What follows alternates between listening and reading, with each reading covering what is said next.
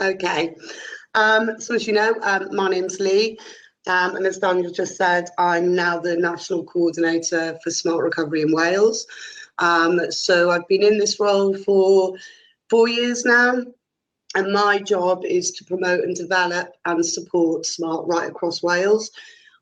So I work with some of the substance misuse policy workers from Welsh Government, down through all the drug and alcohol services, probation, prisons, and of course peers and facilitators in the community. How I got involved with Smart was back in 2009. I went into a CBT rehab after battling a serious alcohol addiction for over 10 years. And I tried other recovery paths, other forms of mutual aid, but there was nothing that really kind of helped me. So I guess my first introduction of Smart and CBT and REBT was spending 5 months within the residential rehab. But when I came out in 2010, although I was very determined and very focused in my own recovery, something that I found started to happen, I guess, with the challenges of life and just getting back to day-to-day life, was some of my old way of thinking had started to come back. So I realised that I needed some support, went along and spoke to my doctor, and was referred over to AA. And after a long conversation of reasons why the fellowships didn't work for me, it works for millions of people, but it just didn't work for me. We kind of did some research, and I came across Smart, and it kind of fitted in with everything I'd learned in rehab, and then plus a lot of new tools and techniques and stuff. So I joined the online community, trained as a facilitator, and was very much part of the web team, which involved running about 3 to 4 meetings a week. I also set up a facilitator support meeting. So I carried on doing that probably for about 8 or 9 months to build my confidence up and learn and understand more about Smart Recovery. And then at the beginning of 2011, I went out in the community and started the first ever Smart Recovery meeting in Wales, which was really successful, and I'm very much needed, because one thing I guess that was lacking here in Wales, and I know in other parts of the world and also other parts of the UK, is having that choice in recovery. So it was having that acceptance that, you know, recovery is a very individual journey. What works for one doesn't work for another. So we need to have lots of, you know, as many options as we can to help people. So I carried on with that meeting, and also this thinking that, you know, we need to get this out there. We need to change the thinking that there's only one way to recover, and to see people not as alcoholics or addicts, but to see them as individual people. It's about seeing the person. And I think that's also what really attracted me to Smart, was the fact that I wasn't seen as an alcoholic. I was seen as a person that, you know, had some challenging behaviours, but nothing that couldn't be overcome. Then in 2012, I took on the role as VRC, which is Volunteer Regional Coordinator. So with that then, it meant that I could do a bit more than just facilitating meetings. I could actually go out there, and go out there I did. And I banged on every door, from Welsh Government to all the substance misuse services, to talk about Smart.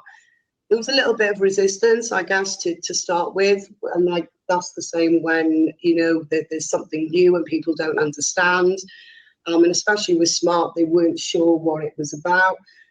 Some people thought that it was just another form of the fellowships because it's under the umbrella of mutual aid. So it was just continuously doing that, you know, knocking on doors saying, can I just come and do a presentation on Smart?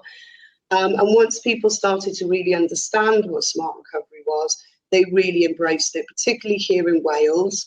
A lot of the services, I'd probably say about 80 to 85% of the services here, part of their treatment plan is the CBT route. So when I worked with the CPN nurses, they just absolutely loved Smart because it just carried on with what they had already been doing, working with their clients. And the other thing that Smart did, and I guess mutual aid does as a whole, is bridge that gap between people leaving treatment services, whether that be a community service or rehabs. And it kind of gives that aftercare, which again, I mean, I think we've come a long way, but we're still kind of seriously lacking in that. So that has been really helpful. So I carried on doing what I was doing, getting out there, kind of waving the Smart banner, speaking to anyone and everyone that would listen. Went along to any conference that was going on that was to do with substance misuse. Spoke to people there and managed to create enough interest that our director at the time said, well, we kind of need somebody in Wales now. We're a very, very small staff team here in the UK.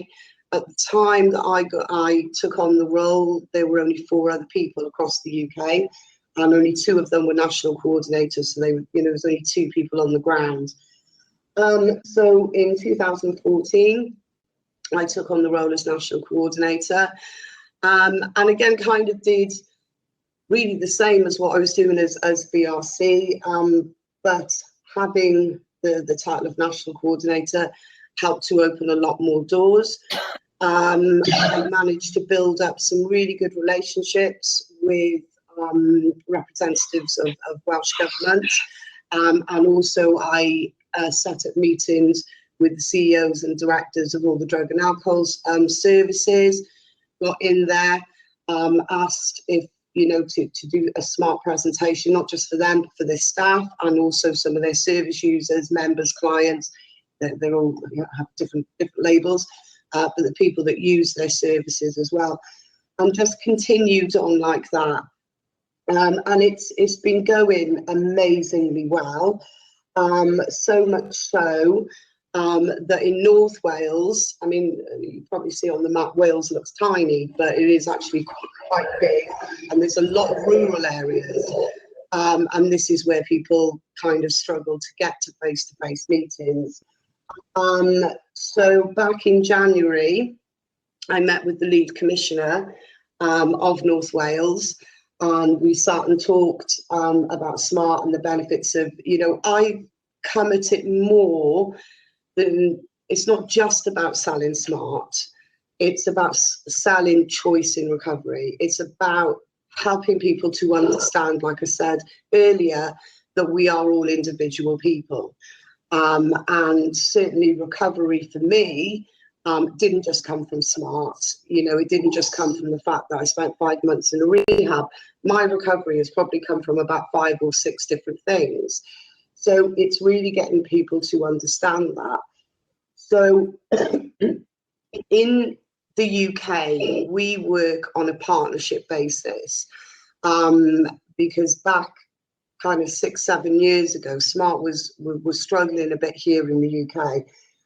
So we were looking at ways that we could develop it. So we came up with a partnership scheme. So how this works is we sign a partnership agreement, a licensing agreement, if you like, with the drug and alcohol services, which means that their staff, initially, they're called Smart Champions. They start and initiate the meetings within their service, and they run the meetings for a number of weeks for their clients, and then they identify people within the groups to then train as facilitators to take over, and then it becomes peer-led, and that's worked really well, and it is a good thing to have. But what I started to think was, at the heart of what Smart is, it is about peers. It's a peer-led, it's people in recovery helping people in recovery. And I felt to a certain extent that we were kind of in danger of losing that a bit. Because what I was finding also, that some of the services that I was working with were kind of became quite precious about Smart, and it was about, this is our thing, instead of passing it over. So then I thought I need to look at ways that I can develop SMART in a way that it becomes predominantly peer-led again. So like I say, in January, I met with the Lead Commissioner in North Wales, and we talked about this. And, you know, I said, ideally what I need to do, or what I would like to do, is set up a peer community right across North Wales, where we can have meetings in rural areas, and it's going to help build up a SMART community so facilitators can support each other. Because again, it's, you know, when you're out there, and I appreciate that Australia is probably a lot more rural in areas than Wales, but we needed to set up a support network where, you know, facilitators could support facilitators. They loved the idea. They could see the benefits of it. Again, you know, fill in that gap for the aftercare. So they gave me £40,000 for a year, which enabled me to take on a person up in North Wales who was doing amazingly well. So we've now got across North Wales, I think, 10 meetings.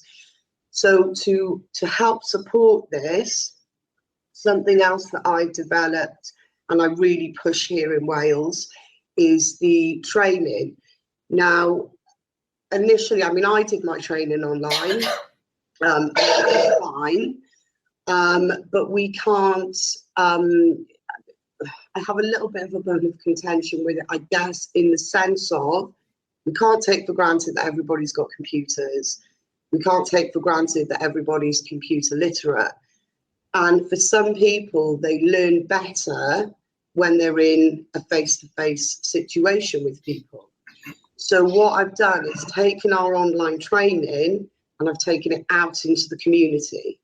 So in North Wales, for instance, every 3 months, I will go up to North Wales and I put on a 2-day training course where I train between 12 and 16 new peers to come in and train as facilitators. So at the end of the 2 days, they're qualified facilitators. They have a deeper understanding of SMART because, you know, they can ask questions as we go along. I can really explain things to them to make sure that they get the most out of this so they can go out there and do these meetings successfully. So that's worked really, really well. What we've also done, I've recently rewritten the training for the family and friends. We do have the family and friends training again online, but it's in a very basic form. So we needed to look at a way that we could redo the training, you know, because it needed to be more in depth. So people, you know, again, could get a proper understanding. So that's the second stage now that we're going to be doing in North Wales, is taking out the family and friends training, which is being absolutely embraced because there is, I mean, I don't know what it's like in Australia, but here in Wales, there's not much for families. And I've been facilitating family and friends meetings now online for about 4 years. And I've really seen the benefits and the difference that this program has made to people's lives. It's just been absolutely phenomenal. So because the interest, we are now in partnership in Wales with all the drug and alcohol services. I've now just finished working with the prisons. Wales has just opened the first ever super prison. So I've just last week been up to work with them, and they've signed a 3-year, or they want a 3-year partnership with SMART to start with. So I'm going up in September to train the staff first and foremost, and then I'll be going in then to train the guys that are in there. So again, we can keep this consistency of how the partnership works. It'll be the prison officers who will initially start the meetings, and then the peers themselves then will take over the meetings and they'll become peer-led. The difference with the prisons, as you can understand, is even though they will be qualified as facilitators, they can only facilitate those meetings whilst in the prison. When they leave, it's not so much they have to go through the training again, but obviously we have to do checks for safeguarding reasons, and look at that. But because SMART over the last 4 years has really grown in Wales, it's enabled me to do now is put on the first ever Smart Recovery Welsh Conference, which is going to happen in September the 28th. If any of you want to fly over to come to that, you're more than welcome. So that's really exciting, and it's also testament to how well SMART is doing here in Wales. And I know in other parts of the UK, it's going really well. Also, sorry, I'm talking loads. Please, if there's anything you want to say, just let me know. But the other really exciting development we've had here in Wales, and again, it's the first time in the UK. I teamed up with a service called Drug Aid, and they work with adults, but they also run a teen service. So we brought over back in April the teen program, and I'm not sure whether that's running in Australia, but I know in the US they do run the teen program as well. So we've brought that over here, and we're going to pilot it for a year and see how that goes, and then we're going to take the model then and run that out through the other teen services, not just here in Wales, but also out in the UK as well. And we've been really fortunate as well, because we've got another organisation over here called Alcohol and Concern, which is now changed to Alcohol Research, and they came on board as well. And what I wanted to do, particularly with the teens, because kind of it's a different group, so we have to come at it in a different way. And like anything, if people feel part of something, and they have a sense of ownership, they're more likely to really, get involved with it and maintain their involvement in it. So I spoke to Alcohol Concern, and I said, look, we've got this team manual. It's very basic, and at the moment we don't have a front cover. So would you be willing to give the funding for us to get the teams to design their own cover, and therefore creating that sense of ownership, which they've done. And we've just been given the design, which is fantastic, because there's no one else who's going to really understand how to connect with another team than teams themselves. So they knew the kind of things that needed to be on that front cover that would attract other teams, or at least get their interest into looking at that. So wow, that's it in a nutshell, really. An overview of kind of Wales, my journey with SMART, and also what I'm doing here in Wales as the national coordinator. That's great. Thank you.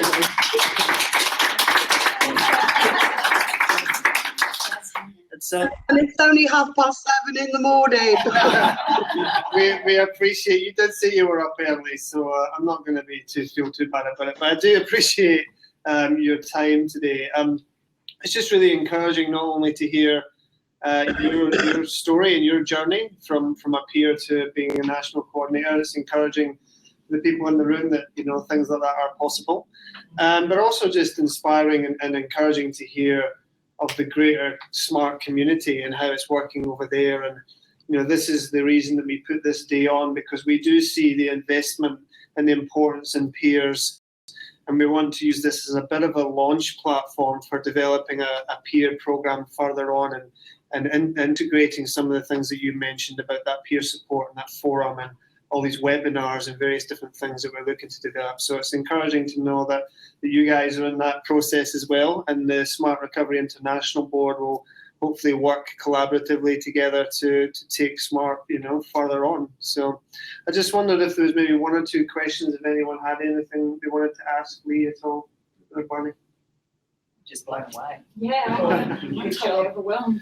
Wow. I think it's just in general awe and appreciation of all you've done, Leigh. So thank you so much again, and enjoy your morning coffee and go get some breakfast if you've not had it already. Yes. We're wrapping up soon and going out for a nice meal because it's 4:30 in the evening for us. So, all right. Well, thank you again. Leigh. Thank you. Thank you. Thanks. Okay. Take care. Take care. Bye. Bye.